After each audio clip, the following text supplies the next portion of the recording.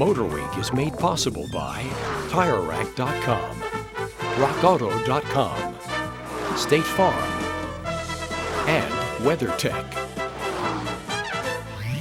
Well, hello and welcome again to MotorWeek. We're glad to have you with us. For years, we've been hearing about alternative fuel technology and the role it will play in the automotive future. Now, skeptics have dismissed the talk as nothing more than automakers trying to massage their guilty consciences and appease the tree hugger crowd. Also, isn't the technology far too expensive to be practical? Well, the future is here, and the skeptics are wrong at least on one count. The Honda Insight Hybrid is available right now and at a very affordable price. But can it satisfy the needs of the environmentally extreme and the rest of us?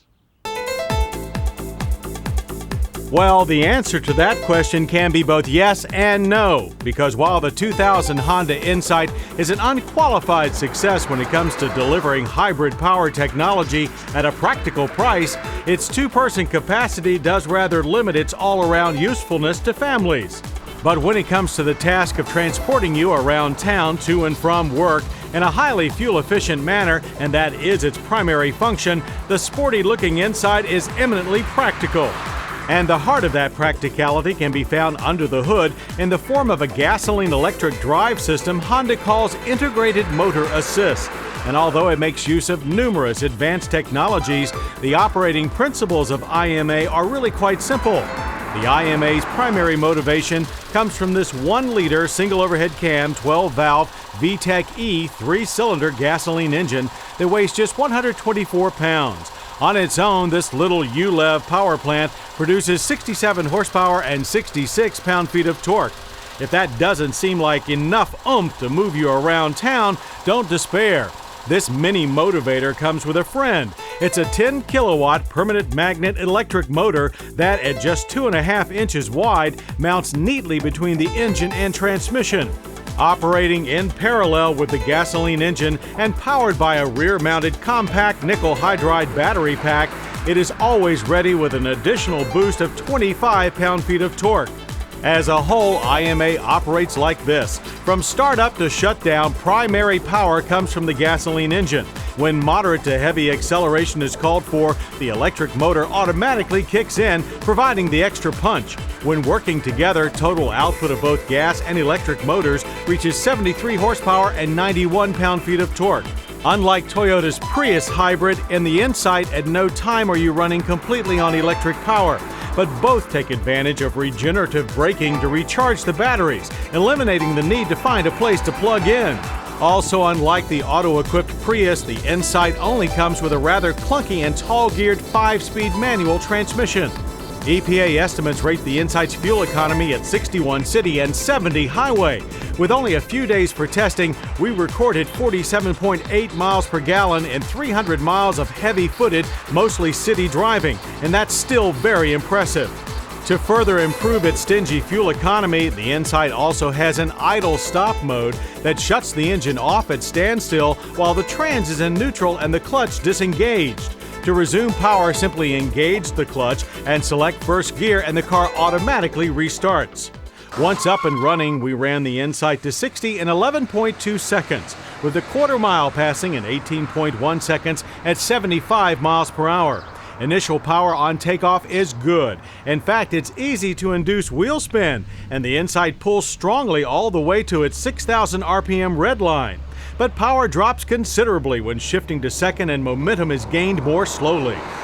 To shut down that momentum, the Insight offers excellent braking with a 4-wheel ABS disc drum system that's standard on the car. It stops from 60 in an average of 120 feet.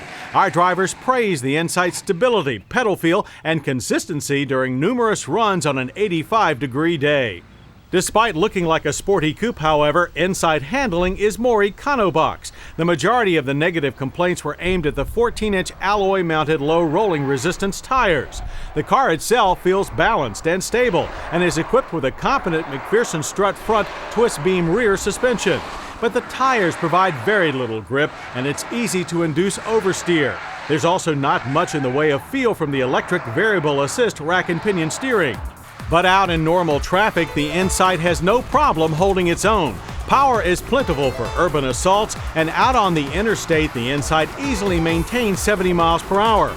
Although at those speeds, it does tend to wander a bit and is a little touchy when confronted with crosswinds. Honda recommends 65 as an ideal cruising speed.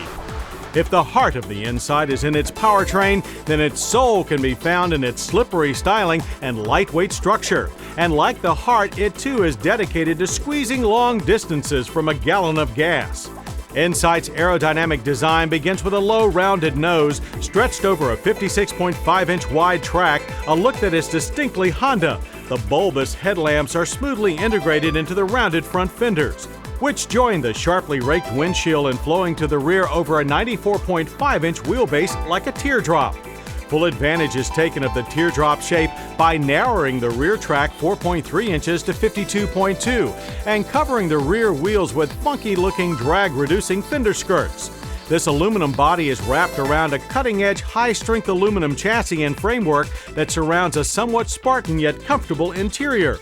Occupants sit in a pair of firm and thin manually operated bucket seats, with the driver facing a sporty-looking S2000 type steering wheel and a comprehensive and fun cluster of digital gauges that indicate everything from speed and fuel economy, gas and battery levels, to when the electric motor is kicking in and when the batteries are recharging. Our tester came with the optional air conditioning with automatic climate control. It works well without robbing the car's power and is a must-have in our book. The AM/FM cassette stereo below is just basic stuff, but it does great traffic reports.